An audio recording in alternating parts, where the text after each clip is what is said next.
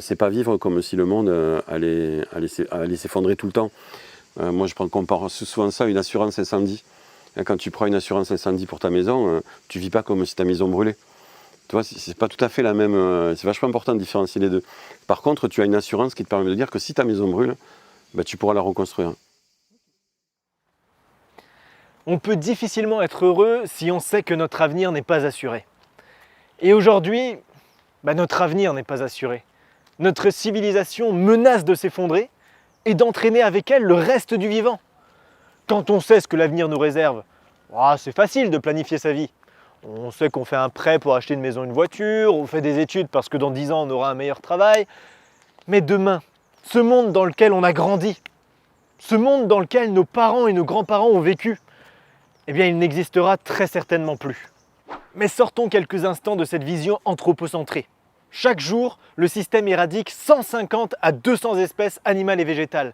C'est une véritable guerre qui est menée contre la vie. Face à ce constat, une seule solution. Nous devons entrer en résistance et apprendre à déconstruire ce qui détruit la planète et en même temps à construire des alternatives qui nous rendront plus autonomes. Ça devient indispensable qu'on réapprenne à bâtir nos maisons, à produire notre énergie, à faire pousser notre alimentation et surtout à établir un véritable lien social et démocratique. C'est pour ça que la dynamique des éco-villages nous intéresse beaucoup. Bonjour à toutes et à tous et bienvenue sur Demos Kratos. Dans ce documentaire, on va partir à la rencontre de 3 de ces éco-villages pour voir concrètement comment ils ont développé leur indépendance. Aujourd'hui, on part en quête d'autonomie.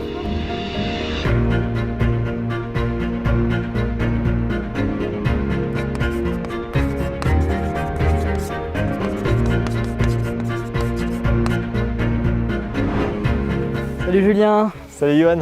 bienvenue à Pourgues. Merci de nous accueillir. Avant de s'installer dans l'Ariège en 2017 et de cofonder l'éco-village de Pourgues, Johan et d'autres habitants du lieu vivaient à Paris, où ils ont travaillé à l'école Dynamique, une école démocratique qui permet aux enfants d'apprendre à devenir responsables collectivement et à développer leur autonomie. Pendant 2 ans qu'on a travaillé à l'école Dynamique, on offrait une liberté incroyable aux enfants et on voyait l'effet que ça faisait sur les enfants, cette espèce d'impact extrêmement positif sur leur développement, sur l'exploration de qui ils étaient, la façon dont ils arrivaient à prendre conscience, comment ils se considéraient face au regard des autres, etc. etc. Un développement social énorme. Et nous, en tant qu'adultes et créateurs d'école, on n'y avait pas accès à ça. Et c'était un petit peu le petit grelot qu'on a envie de suivre, mais qu'on n'atteint jamais. Et est née en fait l'idée de créer un éco-village et de se retrouver ensemble, explorer cette liberté entre adultes, enfants, entre différents âges, et 6 mois après, on était là. On n'est plus en compétition les uns avec les autres, mais on collabore et on se complète. Et ça, c'est quelque chose qu'on n'apprend pas à l'école.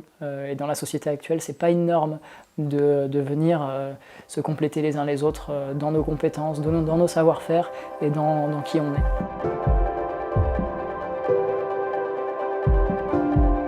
Situé dans le Limousin, l'éco-hameau de Busset a vu le jour il y a environ 15 ans. Nicole fait partie des premières personnes à s'y être installée. Avant, j'étais en région parisienne et j'étais assistante sociale. Je suis restée un petit temps d'abord là-bas pour voir si ça allait marcher ici et ensuite je suis venue m'installer complètement en 2005. Donc il y avait une vieille ferme avec des bâtiments annexes. Et on a construit 4 maisons neuves, on peut encore en construire une. Et on a fait la maison en commune qui va donc nous servir de lieu de vie collective, puisque en fait on vit en semi-collectif. On a découvert des milieux très très différents. Déjà le milieu agricole qu'on ne connaissait absolument pas. Le milieu du bâtiment aussi, quand on a construit, c'est des découvertes très intéressantes. Donc l'effondrement, si tu veux, je pense que c'est quelque chose dont beaucoup de gens avaient conscience avant, qui a pris de l'ampleur parce que maintenant il y a des choses qui sont visibles et du coup la société s'y intéresse et il est temps, il est grand temps. Maintenant qu'on n'est plus dans la ville, on se rend compte à quel point ça pouvait nous manquer, quoi. Je pense que les îlots de verdure, c'est vraiment indispensable.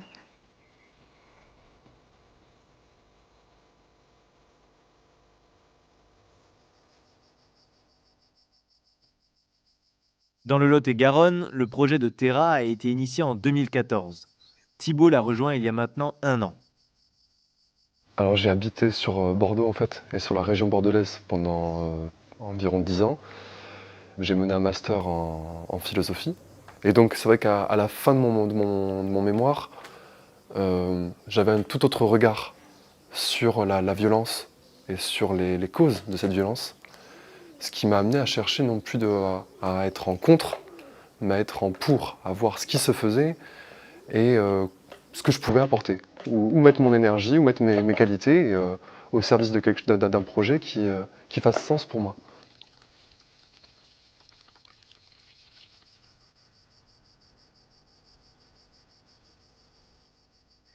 Il y a 2 ans, lorsque j'ai eu écho de Terra, c'est ce qui m'a saisi, c'est le fait de voir qu'à mes yeux, l'essentiel des points clés qu'implique cet effondrement était abordé et on s'y confrontait. Donc aussi bien les questions d'alimentation, que d'énergie, que d'eau, que de politique, mais au sens société, societas, vivre ensemble, étymologiquement. Les questions d'économie, qui souvent sont délaissées en fait. On est ce qu'on fait, en fait, et on n'est pas forcément ce qu'on pense. On peut penser à beaucoup de choses. Quand j'étais à Paris, on parlait beaucoup aussi d'effondrement, de société qui va mal, etc. Et c'est un discours très négatif en fait qu'on perçoit. Et tant qu'on ne se met pas en action, en fait, tant qu'on ne va pas sur le terrain, tant qu'on ne se décide pas de changer de vie, qu'on ne décide pas de passer du point A au point B, on reste en fait coincé dans une espèce d'illusion de confort. Je dirais pas que l'objectif c'est de devenir autonome, mais l'objectif c'est de tendre vers l'autonomie. Pour moi, la question d'autonomie, ça m'évoque, mais alors là, au sens étymologique, la notion d'anarchie, qui est souvent très mal comprise en fait, mais parce que en fait, très mal transmise. C'est-à-dire que même quand on prend un dictionnaire, on voit que la définition est limitée. Anarchia, c'est d'accepter de ne pas être dans une logique d'appropriation d'un pouvoir dont on ferait usage sur l'autre, mais réellement d'un rapport de responsabilité de soi à soi, un rapport de conscience en fait. Avant, j'avais l'impression d'accumuler de la pression et de juste apprendre à la gérer, et d'apprendre à gérer de plus en plus parce qu'il y avait de plus en plus qui s'accumulait. Et là, c'est comme s'il y a eu un renversement de vapeur, quoi. À mesure de chaque jour, de chaque semaine, je me ressens, je me tranquillise, il y a des choses ou récentes ou plus anciennes dont j'arrive à me libérer. Donc ouais, ouais, beaucoup plus heureux, beaucoup mieux. Je peux le dire, on m'offre 1 million et on me dit tu quittes le projet, non, je m'en fous, désolé, ça m'intéresse pas. Ou alors on ferait 1 million pour le projet et puis rejoignez-nous. Mais voilà, non, ça m'intéresse pas de troquer en fait ce bien-être.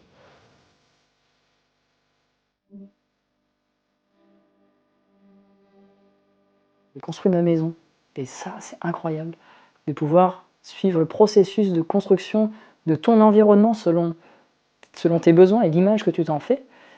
Tu finis par te construire un petit peu toi-même. À quelques mètres de la maison commune, Johan habite dans sa tiny house, une micro-maison où il pratique la simplicité volontaire. À l'origine, j'avais envie de vivre dans une maison de hobbit. C'était mon rêve de parisien, de dire « Ah, je vais aller dans la nature, je vais construire un truc en terre et tout, super sain et tout. » Mais bon, la réalité m'a rattrapé. Je l'ai construite en 4 mois. Et en gros, ça m'est revenu à environ entre 10 000 et 12 000 euros, en comptant absolument tout. Avant de construire cette maison, cette tiny house, le truc que je construisais avant, c'était des étagères Ikea à Paris. Et je suis passé de l'étagère Ikea à ma maison. Donc pour te dire que c'est possible. Le gros point, c'est la perspirance de la maison. Le fait qu'elle respire, le fait qu'elle communique avec le monde extérieur, avec l'environnement extérieur. Moi ici, j'ai une isolation assez conséquente. J'ai 12 cm d'isolation en laine de bois. Donc il n'y a que des matériaux naturels là-dedans. J'ai pas voulu me retrouver dans ce qu'on j'appelle moi souvent des tupperwares, des maisons tupperwares. C'est des maisons tellement isolées qu'au final, en fait, tu es obligé de créer des aérations dans tous les sens, etc. Et au final, au niveau confort, t'as pas l'impression d'avoir perdu par rapport à là où t'habitais avant Non. Au-delà de ça, j'ai rien perdu du tout, je gagne tout. Regarde en face, regarde ce que j'ai en face tous les matins. La vue, effectivement, là, tu gagnes beaucoup.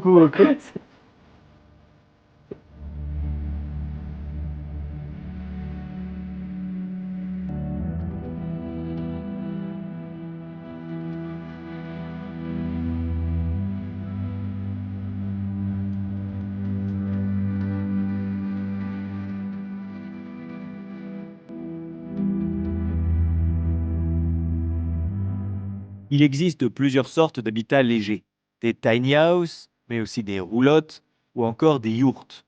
Le minimalisme permet de concentrer tous ses besoins essentiels dans un espace restreint.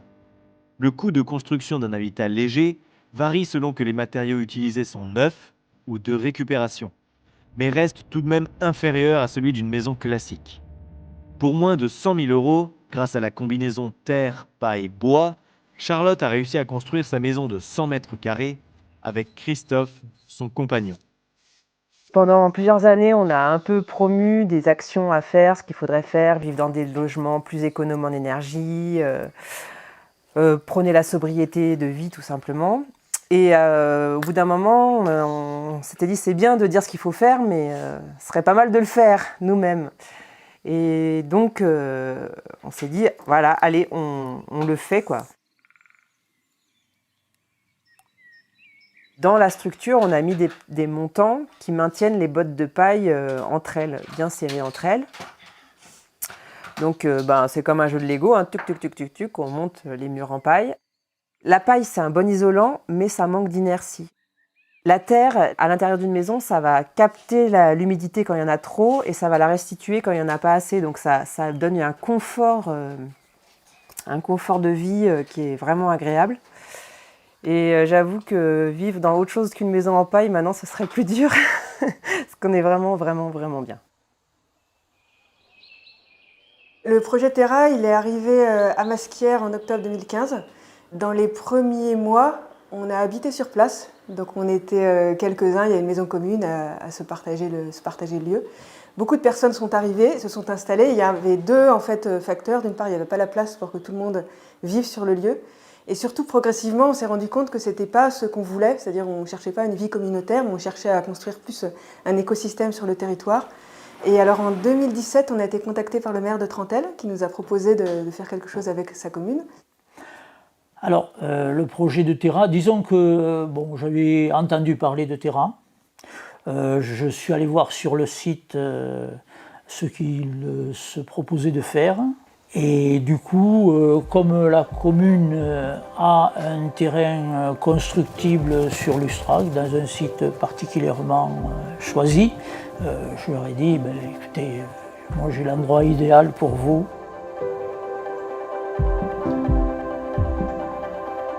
Beaucoup de choses vont être mises en œuvre. Et à la fois des techniques culturelles, permaculture, à la fois de la formation autour de ce qui est énergie renouvelable, autour de la construction, matériaux, alors avec le moins d'énergie grise, et qui va être mesuré en termes d'économétrie, en termes de développement. Donc, moi ça me séduit. Voilà. Ce quartier rural, il va avoir plusieurs composantes. D'une part, une zone d'habitation, un centre de formation à l'éco-construction. Et juste à côté de ce quartier-là, qui en fait partie, il y aura une maison de la transition qui là sera plus un lieu de démonstration où des personnes pourront venir visiter tout ce qui se fait de mieux en termes d'énergie renouvelable, d'éco-construction. On a besoin de construire le projet pas seulement en disant on va construire des maisons, mais comment ces maisons elles vont s'ajuster les unes aux autres, qu'est-ce que ça va être l'urbanisme, qu'est-ce que ça va être le projet général du quartier, avec qui on va travailler, est-ce qu'on va offrir des services qui vont être utiles à la commune, comment ça va s'intégrer dans le paysage, comment la forme des bâtiments va s'intégrer dans la culture locale. C'est pour ça que maintenant on ne parle plus d'habitat, presque on parle d'habiter. On veut habiter quelque part et pour habiter il faut plus que des maisons, il faut beaucoup d'autres choses, quoi.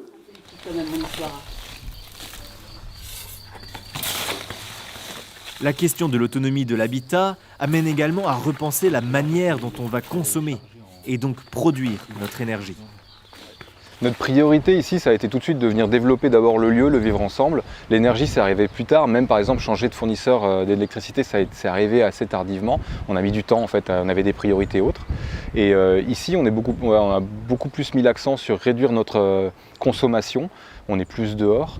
Et ça reste assez secondaire pour l'instant. En plus, on communique beaucoup, on est quand même présent, je dirais, sur la toile, dans les réseaux sociaux, etc. On reste vraiment connecté au monde tel qu'il est encore organisé aujourd'hui. Si on veut pouvoir produire notre propre électricité, il y a une partie qui sera du panneau photovoltaïque, et une autre partie, si on veut changer notre système de chauffage et avoir un système de chauffage central toujours avec de l'eau, mais qui soit chauffé non pas par du fioul, mais par le soleil, à ce moment-là, on mettrait des panneaux solaires à eau, thermiques, qui permettront donc de juste faire remplir des gros ballons d'eau chaude qui ensuite sont redistribués dans le bâtiment. Et il y a juste en fait des petits circulateurs qui font circuler l'eau, c'est quasiment plus que ça, c'est juste le soleil après qui chauffe. Mais bon, de toute façon, tout ce qui est consommation électrique, ça reste de la technologie assez complexe et qu'il faudra suivre et faire des investissements réguliers. Au niveau des low-tech et de nous séparer petit à petit de tout ce qui est énergivore, ordinateur, téléphone, congélateur, frigo, il y a des réflexions, mais là encore, en termes de priorité, pour l'instant, on se place pas de manière très proactive dessus. Pour l'instant, on est peut-être encore sur des projets de transition.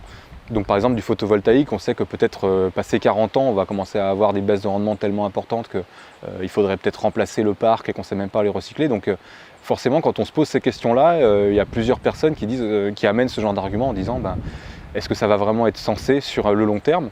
Et c'est sûr que ça ne l'est pas, donc avant tout, c'est diminuer nos consommations électriques. Ça, c'est le plus grand enjeu en fait. Parce que si on n'a plus besoin, on n'aura pas besoin d'avoir des trucs techniques qu'on ne saura pas forcément nous réparer. Ce qu'on peut dire dans un premier temps, c'est que plutôt que produire de l'énergie, c'est déjà d'éviter d'en consommer. Donc en particulier dans les maisons, pour ce qui est donc la grosse dépense d'énergie qui est essentiellement le chauffage, l'isolation de la maison est évidemment le préalable, une maison bien isolée pour éviter de consommer de l'énergie. Également utiliser donc ce qu'on appelle le solaire passif, c'est-à-dire avoir des maisons orientées au sud, avec des vérandas qui permettent donc l'hiver l'entrée du soleil au maximum dans la maison pour chauffer un mur et profiter donc de cet apport d'énergie. Sur les 9 habitations et la maison commune, on consomme environ donc 12 000 kWh, 12 000 kWh par an, et on en produit le tiers. On a prévu donc d'avoir donc des panneaux solaires photovoltaïques donc, qui nous produisent 4 kW crête. À l'époque, les panneaux photovoltaïques coûtaient beaucoup plus cher qu'aujourd'hui.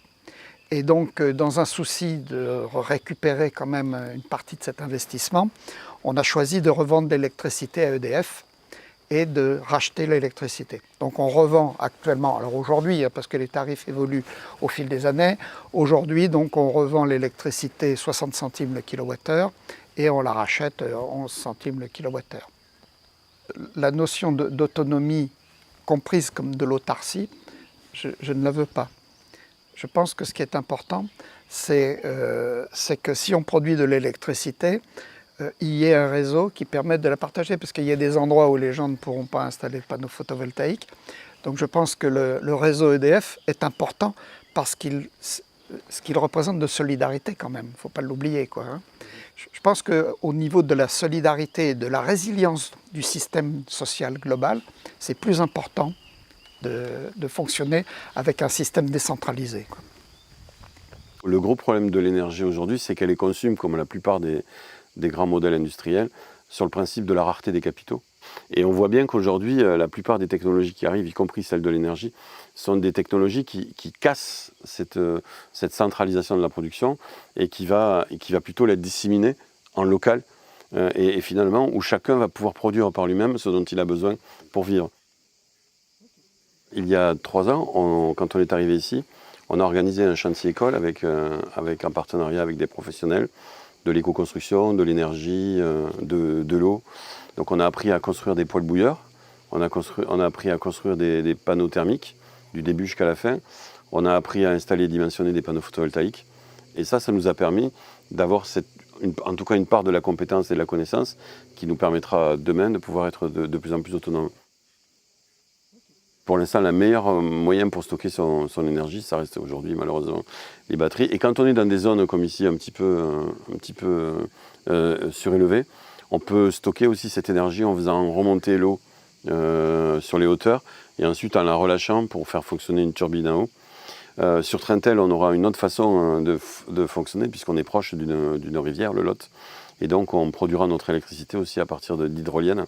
Et là du coup on n'aura pas besoin de la stocker puisque l'eau du Lot coulera tout le temps. En tout cas, lorsque le Lot ne coulera plus, il y aura vraiment de gros soucis sur cette planète.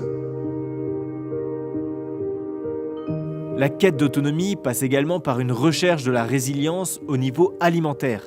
Il est donc nécessaire d'avoir un terrain cultivable et surtout du temps pour s'occuper du potager.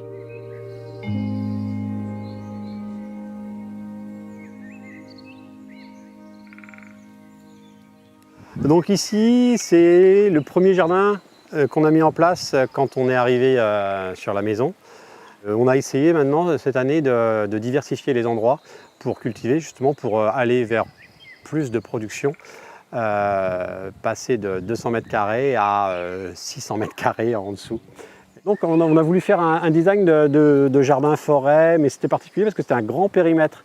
Donc on a voulu clôturer le périmètre avec, enfin le fermer un peu au vent dominant. On a un vent d'ouest et un vent d'est très fort ici. Et donc on a voulu faire un cordon d'arbres fruitiers, arbres et arbustes fruitiers, tout autour de ce périmètre et poser le jardin au milieu.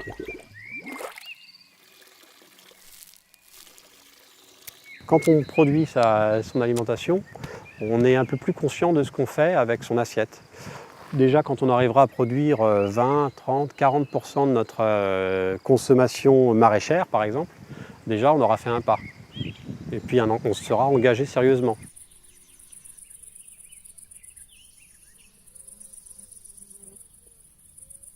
Donc nous, on a envie de prendre soin de la nature, de prendre soin de l'humain et de partager. C'est un peu les 3 principes de la permaculture.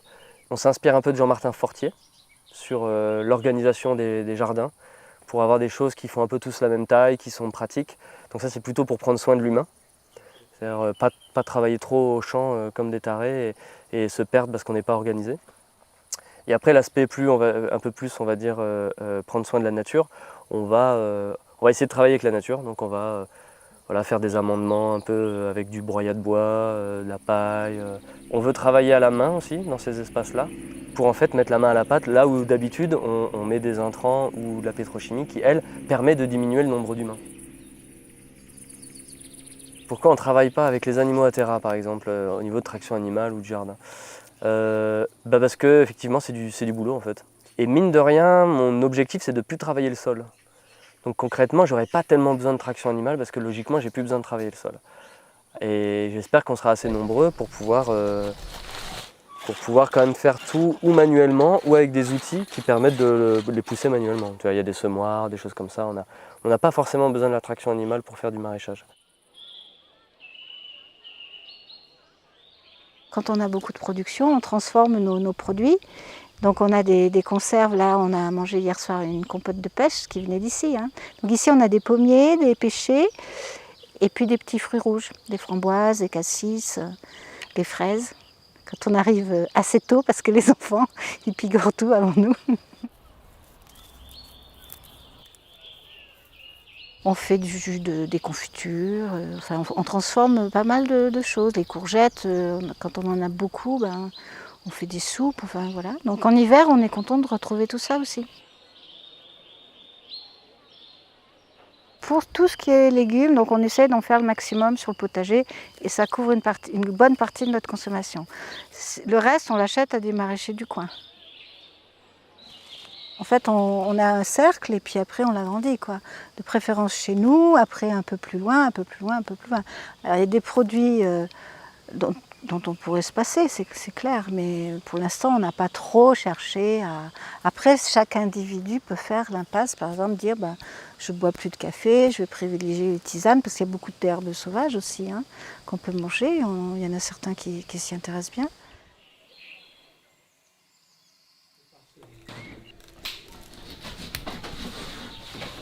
Le repas typique, il est végétarien la plupart du temps. Occasionnellement, il y a un barbecue, on fait un grand repas de poisson.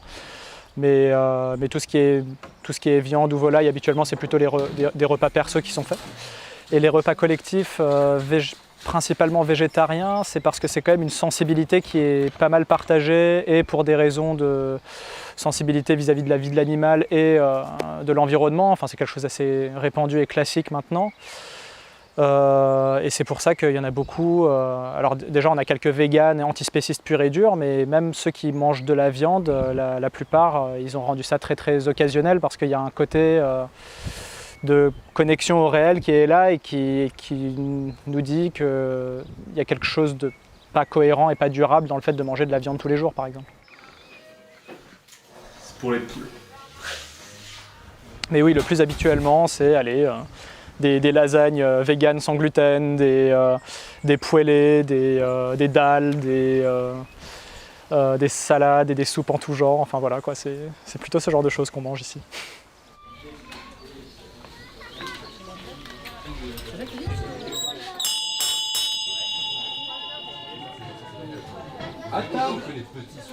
Je pense qu'il y a aussi quelque chose qui nous réunit pas mal dans ce village, c'est qu'on a tous en tête qu'il y a des scénarios d'effondrement à venir qui sont assez probables. Et dans cette optique-là, est-ce que si on met tous nos œufs dans le même panier et qu'on fait que du tertiaire, est-ce qu'on est suffisamment résilient ? Moi, mon intuition, c'est que non, et on a besoin de se diversifier dans pas mal de choses, et notamment sur les produits de première nécessité et sur la subsistance. Et pour moi, c'est hyper cohérent, quand on a 50 hectares, de se mettre à faire de l'agriculture, quoi. On ne vise pas forcément à être en autarcie ou autonome sur tous les produits. On essaye d'aller le plus loin possible avec ce qu'on a ici. Enfin, on a quand même un immense terrain de jeu, donc ça donne vraiment envie d'aller loin. Mais après, voilà, je ne pense pas qu'on va fabriquer un moulin et notre propre farine et fabriquer nos pâtes et tout notre pain et tout ça. Donc on va faire quelque chose qui va assez loin, mais qui raisonnablement coopère aussi avec les producteurs qui sont à côté de chez nous. J'ai toujours le souhait qu'on aille acheter des choses chez les autres, en fait, à l'extérieur. Parce que l'objectif est de faire circuler la monnaie sur tout le territoire, mais avec des personnes qui correspondent aux valeurs qu'on trouve intéressantes et qu'on veut promouvoir, quoi. Donc on essaie, voilà, de faire un réseau avec toutes les parties prenantes et tous les acteurs pour pouvoir créer un écosystème coopératif qui va nous nourrir entièrement, au moins à 85%, c'est l'objectif, de la production de l'aliment jusqu'aux déchets, et ensemble surtout. Pas juste chacun dans notre coin à faire la guerre pour essayer de survivre en vendant le plus possible de trucs. Parce que c'est le piège justement dans lequel on peut rentrer, de dire oui, il faut qu'on soit absolument à 100% autonome dans notre petit groupe. Là, c'est le meilleur moyen de casser tout le monde, quoi. Parce qu'il va falloir produire. Et la seule façon de mesurer l'autonomie, ça sera combien j'ai fait de carottes, quoi. Alors que la façon de mesurer l'autonomie, c'est pas ça pour moi. Est-ce que les gens, ils arrivent à vivre sur le territoire? Est-ce qu'ils sont heureux? Ou est-ce qu'ils sont tous dépressifs et est-ce qu'ils sont heureux et est-ce qu'ils restent, tu vois? Est-ce qu'ils restent et ils sont heureux? Moi, c'est la meilleure façon de... S'ils restent et qu'ils sont heureux et qu'on consomme local, on a gagné, quoi. C'est l'objectif, quoi.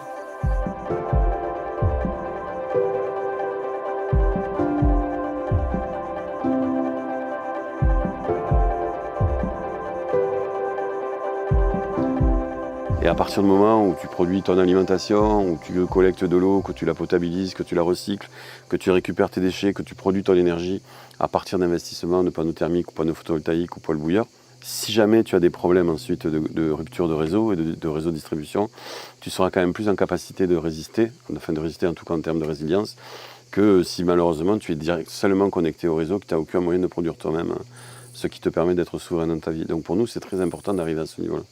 Moi, je compare souvent ça à une assurance incendie. Quand tu prends une assurance incendie pour ta maison, tu ne vis pas comme si ta maison brûlait. Tu vois, c'est pas tout à fait la même. C'est vachement important de différencier les deux. Par contre, tu as une assurance qui te permet de dire que si ta maison brûle, tu pourras la reconstruire. Donc c'est ça, cette idée de résilience aujourd'hui.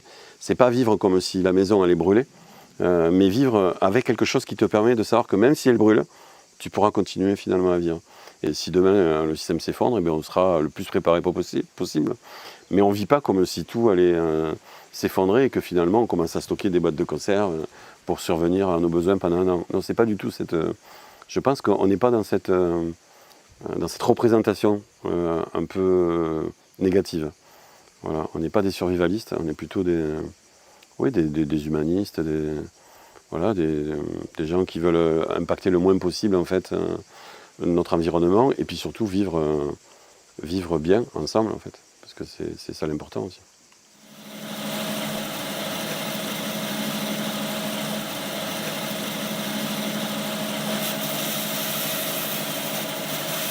une de nos spécificités ici, c'est que le temps et l'argent que chaque personne, que chaque villageois peut mettre au centre et offrir au collectif n'est pas du tout réglementé. C'est-à-dire qu'on n'a pas de montant minimum à mettre dans le pot commun chaque mois. On n'a pas de temps minimum non plus, ni de tâches spécifiques sur lesquelles on doit se placer.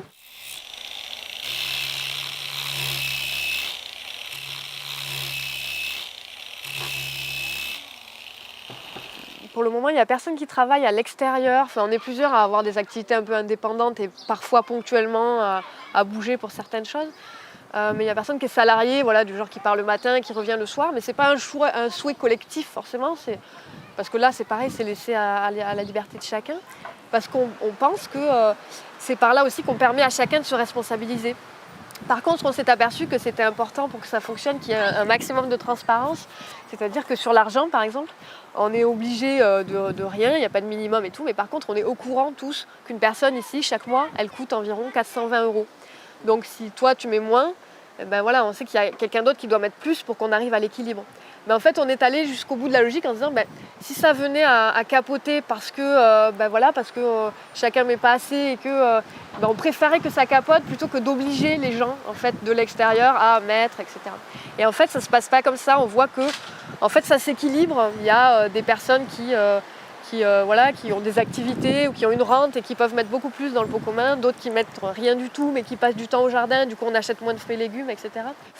Il y a certaines personnes qui ici bénéficiaient d'aides de l'État, notamment des aides pour le logement ou du RSA, ce genre de choses, et puis finalement qui sont arrivés au bout de leurs droits et qui donc au niveau ne pouvaient plus rien attendre de l'État. Et nous, notre but dès le départ, c'était de toute façon d'essayer de sortir de ces aides de l'État pour être évidemment un maximum en cohérence avec notre souhait d'autonomie et tout ça, tu vois. On s'est dit, est-ce que ce ne serait pas juste que l'argent que le collectif arrive à dégager maintenant grâce à notre activité d'accueil, de stage, etc., est-ce qu'il ne pourrait pas y avoir une redistribution qui soit faite à la demande des personnes, hein. Et puis on est en train d'en discuter et oui, le but c'est que ce serait de pouvoir généraliser ça à tous ceux qui le souhaitent en tout cas. Et encore une fois, le montant serait à définir selon les possibilités du village quoi, et selon les besoins de l'individu. Terra signifie tous ensemble vers un revenu d'autonomie. Olivier fait partie des premiers habitants de l'éco-village à percevoir chaque mois ce revenu. À Terra, on va mettre en place un revenu d'autonomie. Un revenu d'autonomie, c'est un revenu de base justement versé au moins à 85% en monnaie locale. Une monnaie locale, la manière dont elle fonctionne habituellement, c'est les personnes ont des euros et vont changer leur euro en abeilles, en monnaie locale, pour ensuite pouvoir utiliser cette monnaie locale dans les acteurs reconnus, agréés pour l'utiliser. En fait, quand un euro est sur un compte bancaire classique, la banque a la possibilité de multiplier par 12 cet euro et d'utiliser ces 12 fois plus pour aller spéculer sur les marchés financiers. Donc pour chaque euro qu'on transforme en monnaie locale, on retire du marché financier et en même temps, on alimente les projets éthiques.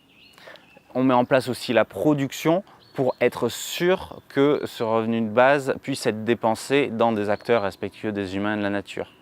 On essaye de voir avec mes dépenses courantes auprès de qui je pourrais non plus dépenser en euros mais dépenser en abeilles.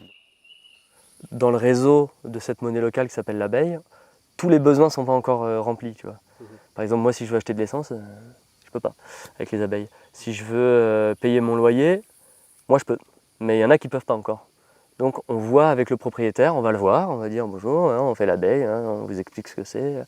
Des fois, juste en leur reparlant de l'abeille, ils trouvent ça génial, le projet super et tout, donc ils disent ok, bon, moi je veux bien qu'on me paye tant de % de loyer en abeille par exemple.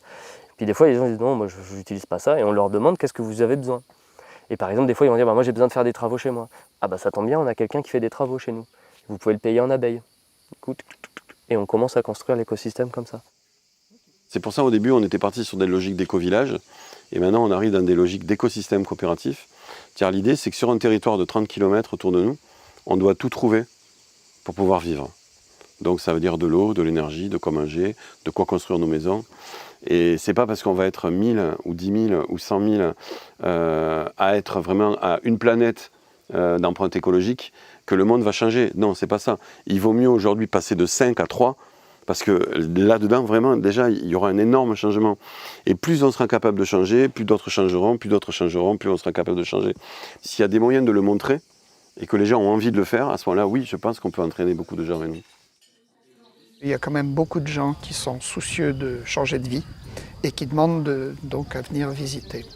Donc moi, je les reçois systématiquement. Dès qu'il y a une demande, je dis oui. Et alors là, je peux vous dire que ça augmente de façon impressionnante actuellement. Il y a beaucoup de gens qui en ont marre de vivre en ville, en particulier des jeunes cadres qui ont fait des études, tout ça qui les mène à rien, ou pour lesquels on leur propose des boulots de merde. Et donc voilà. Et donc qui disent non, moi je veux pas de cette vie, quoi. Et l'idée et des gens qui ont envie de vivre, quoi, de faire des trucs qui ont un sens, quoi. On se rend compte que ce qu'on est en train de faire là, ça intéresse pas mal de monde. Voilà, c'est à la fois une opportunité pour nous de vivre et de partager, parce qu'en fait ça nous nourrit de recevoir des gens au fin fond de l'Ariège. On a plein de choses à aussi apprendre. Le partage il est dans les deux sens en fait, notamment sur l'éducation, sur le maraîchage. Enfin voilà, on a besoin de se nourrir aussi de ce qui se passe ailleurs. On est hyper surveillés, on a les RG qui sont venus nous voir très vite. On a une autre institution qui nous suit de près, c'est l'éducation nationale, qui nous fait, voilà, parce que les enfants sont déclarés en instruction en famille et tous les ans on doit rendre des comptes. Donc voilà, nous on a envie que ça se passe bien et on fait tous les efforts possibles pour que ce soit le cas, quoi. Pour que ce soit viable, on ne peut pas compter que sur nous en fait, c'est juste pas possible. On ne veut pas faire quelque chose où on va juste être 30 à survivre dans un monde hostile. On veut que ce qu'on fasse soit utile au territoire en fait, et que le territoire en entier fasse sa transition progressive. On arrive avec souvent une vision qui est un peu, on est qualifié des fois un peu d'écolo. C'est-à-dire, voilà, on a envie de consommer moins, on a envie de vivre différemment, on a un mode de vie qui se présente en étant différent. Et les gens peuvent nous regarder en disant « mais qui c'est que ces personnes-là qui viennent et qui nous font la leçon sur comment il faut vivre ?» Mais on a affaire à des personnes qui sont déjà là et qui connaissent le territoire, qui connaissent le climat, qui connaissent les matériaux locaux, qui connaissent la culture. On n'arrive pas en terrain vierge. Et du coup, on a vraiment besoin d'harmoniser notre projet avec l'existant. On a réussi à faire quelque chose petit à petit, à créer de la confiance avec le voisinage. Il reste encore un bâtiment où il y a écrit « non à l'éco-hameau ». Il y en avait un autre panneau qui a été retiré entre-temps. Petit à petit, avec le temps, notamment les personnes qui travaillent sur le lieu, là, les maraîchers ou bien Grégor qui s'occupe de la forêt-jardin, ils ont tenu bon, quoi, essayé de comprendre c'était quoi les enjeux, les problématiques qu'ils voyaient. Et donc la confiance devient de plus en plus forte avec ce voisin-là, qui normalement devrait bientôt enlever son panneau. Ce qu'on a appris, c'est que ça prenait du temps, quoi. On s'imaginait arriver et puis ça y est, on démarre tout. Et en fait, il y a vraiment le temps de la connaissance mutuelle qui est long. On est différents et allons-y, allons à la rencontre en fait. Hey, toi tu es différent, je veux te rencontrer, qui tu es. Et je vais t'écouter en fait dans ton univers. Et si je t'écoute, au final, on va commencer à entamer un échange et on va apprendre l'un de l'autre et on va pouvoir coévoluer. Et moi c'est ça que je vise et c'est comme ça que je vois l'autonomie à plus grande échelle, une espèce de résilience face justement à cet effondrement. Parce que si la société s'effondre, là, demain, t'as pas envie d'être ennemi avec ton voisin. Je te le dis clairement, tu as envie d'être avec lui et tu as envie de trouver des solutions pour soutenir les uns les autres. Quand tu prends par exemple une prairie naturelle qui n'a jamais été touchée par l'homme, chaque espèce qui existe dans cette prairie se développe à son plus haut potentiel. Mais elle est différente de celle d'à côté. Elle est autonome à son échelle, mais elle n'est pas autonome seule. Et c'est ça en fait qu'on essaye de faire. On essaye d'être relié à la société autour de nous. Comment est-ce qu'avec la société actuelle, on va réussir à construire une forme d'autonomie qui nous garde en lien avec notre environnement? Si vraiment on se prête au jeu d'imaginer ce que ça serait d'être autonome seul, on voit que c'est ingérable. Et c'est là où pour moi, oui, le relationnel va être au cœur, en fait. C'est s'autonomiser dans nos prises de décision, dans nos choix, dans notre vivre ensemble. S'autonomiser là-dessus, en fait, va nous permettre d'être autonome après sur le reste. Parce que justement, ça va faire émerger les qualités de chacun, ce que chacun peut apporter, ce que chacun peut porter comme projet. Et donc, ça va nous amener à une autonomie alimentaire, énergétique, au niveau du logement, au niveau politique, au niveau économique. Ça en découle pour moi, en fait. Oui. L'essentiel, c'est vraiment les rapports humains. tous les trucs matériels, savoir comment je veux faire des constructions en bois, pas en bois, tout ça, ça c'est complètement secondaire, je dirais, c'est pas ça le problème. Le problème c'est comment effectivement on va arriver à vivre ensemble. Et ça ne se règle pas en réfléchissant a priori aux ennuis qui pourraient se présenter et en essayant de les résoudre. Non, ça se résout avec la pratique. Et puis avec l'utilisation de techniques de communication non violente, mais là aussi utilisées de façon souple. Les règles et les procédures, on les définit ensemble dans une réunion qui a lieu tous les jeudis, qui s'appelle le conseil de village.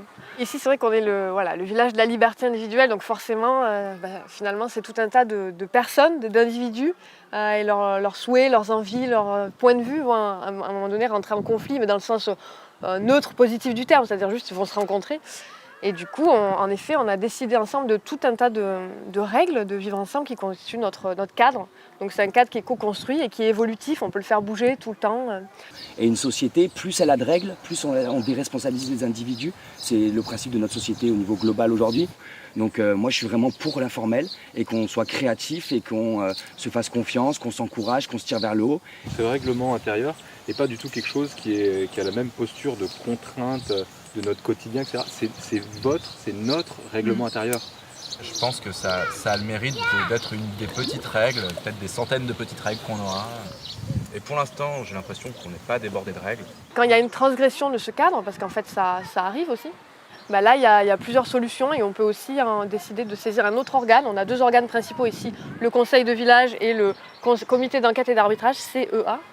Et donc dans ce deuxième organe, on va justement parler ensemble de cette transgression du cadre. Voilà. Une autre de nos spécificités, donc, c'est la considération des enfants en tant qu'individus à part entière. Et donc, oui, dans tous nos organes démocratiques, les enfants qui sont membres ont une voix égale sur toutes les décisions, même les décisions les plus impactantes. Donc c'est un chemin qui est hyper intéressant et notamment bon pour eux en termes de vie sociale, de vie démocratique, etc. Mais aussi dans le rapport en fait, qu'on peut avoir avec ces individus qui ont pour spécificité d'être des enfants. Je pense qu'on n'aurait jamais pu créer un éco-village si on n'était pas complémentaires les uns avec les autres et si on n'avait pas appris à se connaître et appris à vivre ensemble. Et beaucoup de personnes en fait veulent un monde autonome, ils veulent faire un collectif, etc. Et les questions qui sont primordiales pour eux, ça va être l'autonomie énergétique, tous les trucs un peu matériels, énergétique, électricité, alimentaire, etc. Et vient en dernier la relation sociale et l'aspect social en fait du collectif. Et nous on a fait l'inverse en fait, on a mis en premier l'aspect social du collectif. Et c'est ce qui nous a permis aussi aujourd'hui, je pense, d'aller très vite dans la mise en place de ce collectif. Ça a été levé pendant le Covid. On a supprimé cette règle parce qu'on pensait que c'était trop restrictif. En fait. C'est ce qui fait qu'aujourd'hui, on va devenir résilient demain, je pense. En tout cas pour notre modèle ici, pour le modèle qu'on est en train de développer là.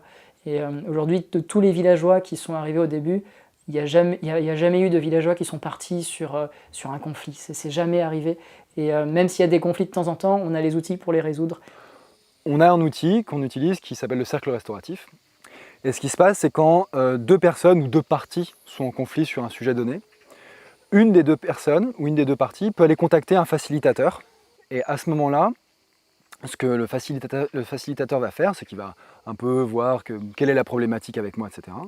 Il va aller voir ensuite la personne concernée pour lui dire voilà, Grégor a déclenché un cercle restauratif avec toi, est-ce que tu vois pourquoi? Donc, ils vont discuter ensemble.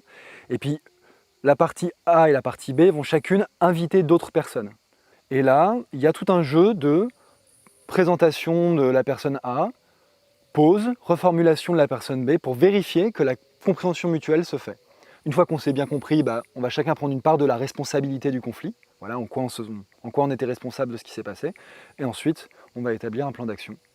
Et le facilitateur continue à accompagner après le cercle, puisqu'il y a ce qu'on appelle un après-cercle, un mois après, pour vérifier comment ça s'est passé, est-ce que le plan d'action s'est bien déroulé, comment va la relation, voilà. Il n'y a aucune obligation ici d'utiliser les outils. Il y a un encouragement assez fort de le faire, parce qu'on ne va pas te mettre le couteau sous la gorge pour dire tu es en conflit avec machin, fais un cercle restauratif. Mais on voit bien que quand ce n'est pas fait, il y a une dégradation.